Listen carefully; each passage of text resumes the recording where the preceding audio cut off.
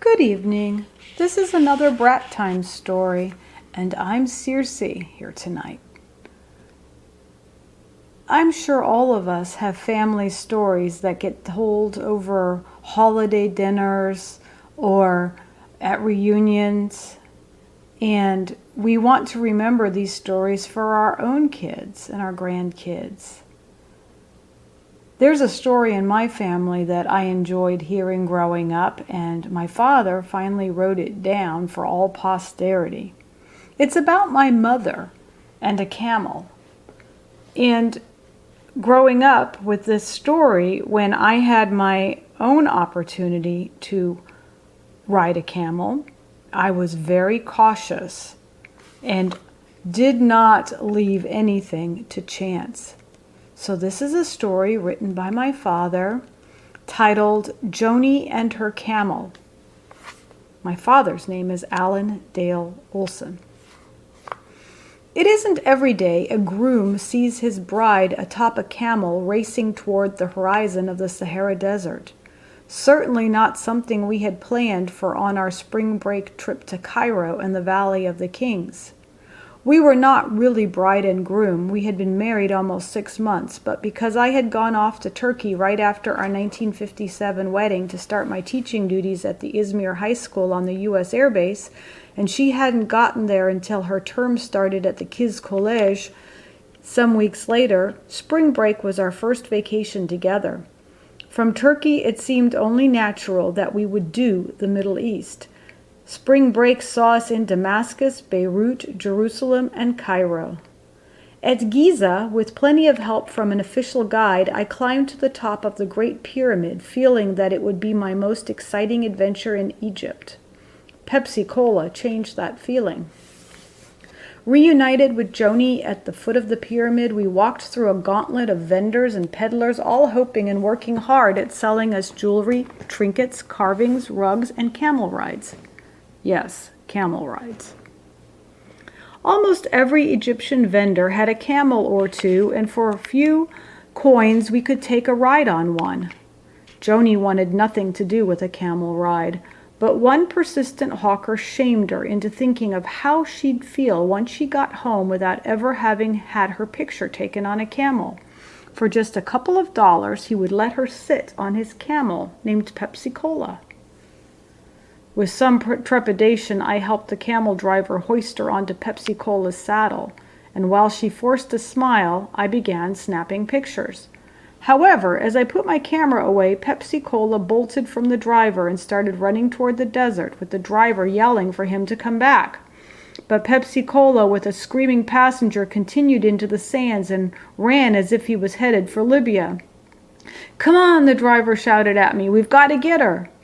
He helped me onto his neighbor's camel, Coca-Cola by the way, and got on his own camel, and we started the chase.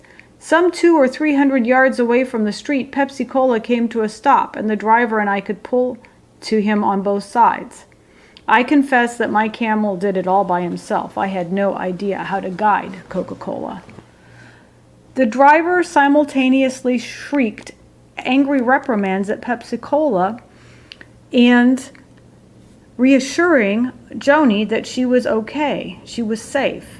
He said that he and his camel and I and Coca-Cola would walk slowly back to the pyramid on either side of Pepsi Cola so the naughty camel could not break away again. I thanked the driver as we helped Joanie off her mount, but he turned to me with an aggrieved expression and said, since we'd had a camel ride, surely we would feel obliged to compensate him, especially since his companion had let us use his camel to help with the rescue. I couldn't help but notice that the chase had attracted quite an audience of other vendors and passers-by, all seemingly curious about how this was going to turn out.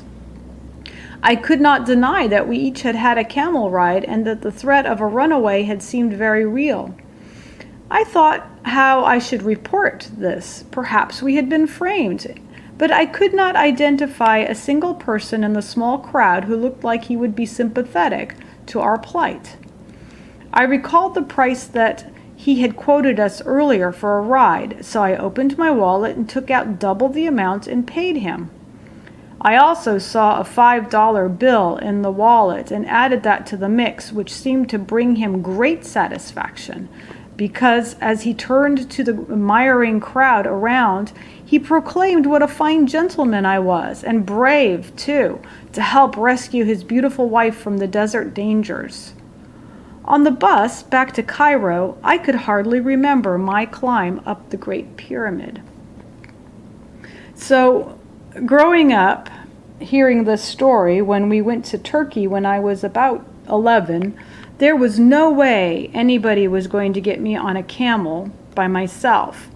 So when we stopped by the side of the road where a man and his son were offering camel rides, I made sure that the son went on the camel with me. I figured he would know how to drive the camel if needed.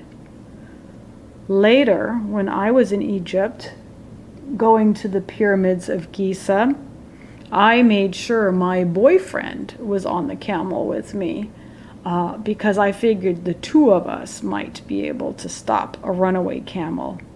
Luckily, neither time did I need rescuing.